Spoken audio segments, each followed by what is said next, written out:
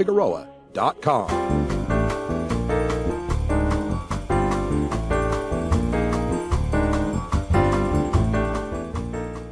This is your 420 Radio News for Friday, November 22nd, 2013. I'm Russ Belville. Fed raids on Colorado marijuana businesses seek ties to Colombian drug cartels, from the Denver Post. Colorado marijuana businesses raided this week by federal agents are being investigated for a possible connection to Colombian drug cartels, sources told the Denver Post on Friday. Investigators believe the businesses that were raided are all one big operation, a source said. Federal agents swarmed 14 locations, including dispensaries and grow warehouses in Denver, Commerce City, and Boulder County, according to sources. 2 homes were targeted. Investigators believe those targeted in the raids have been actively purchasing area dispensaries and grow houses over a sustained period of time. Federal officials wouldn't give specific reason for the raids other than to say one of the 8 federal concerns around marijuana have potentially been violated. Those concerns include trafficking marijuana outside of states where it has been legalized and money laundering. One of the target subjects identified in the search warrant is 50-year-old Juan Guadarrama, who pleaded guilty earlier this year in Miami in a racketeering case with connections to Colombian and Cuban gangs, according to court records and published reports. As part of the investigation, Guadarrama, a Cuban immigrant with deep ties to the Miami area, but who was living at the time in Denver, asked an undercover police officer to help him distribute 20 pounds of Colorado-grown marijuana a month in Miami, the Herald reported, citing police records.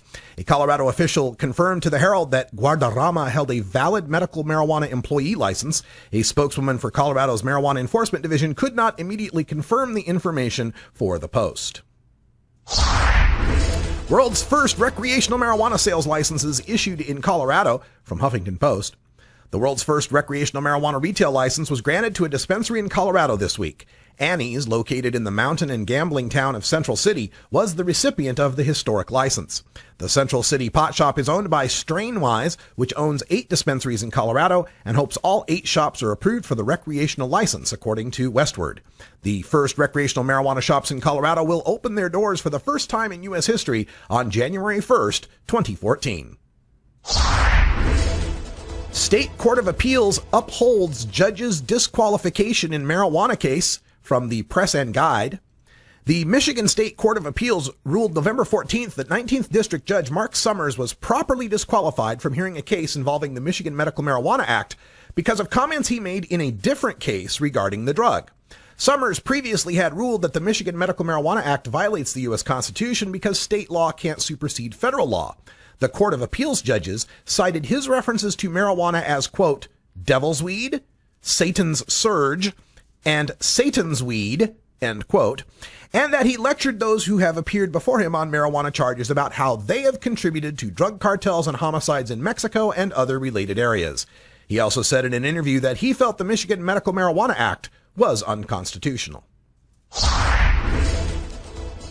Buffalo rookie police officer fired after being charged with growing marijuana in his home, from Buffalo News.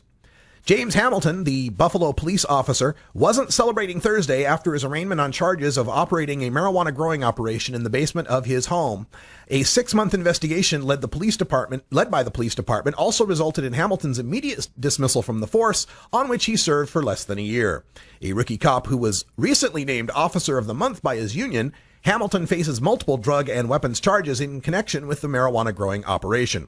Assistant U.S. Attorney Timothy C. Lynch said 82 marijuana plants and 4 pounds of loose marijuana were found in the basement of the home. Police also recovered a 12-gauge shotgun. Washington permit offices flooded with marijuana applications, from the Washington Times.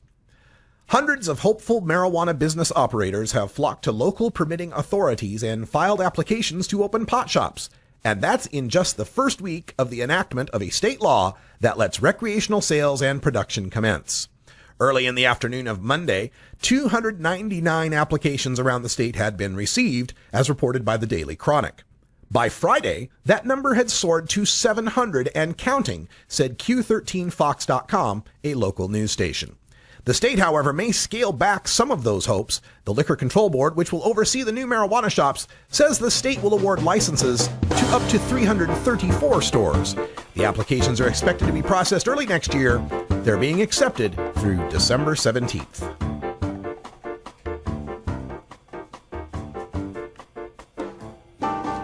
This has been your 420 Radio News for Friday, November 22nd, 2013. I'm Russ Belville. When we come back, we go behind the headlines of the 50th anniversary of the JFK assassination and show you the links to pot and LSD in Kennedy's past and whether that led to the murder of one of his lovers. You're listening to The Russ Belville Show on 420radio.org. We'll be right back.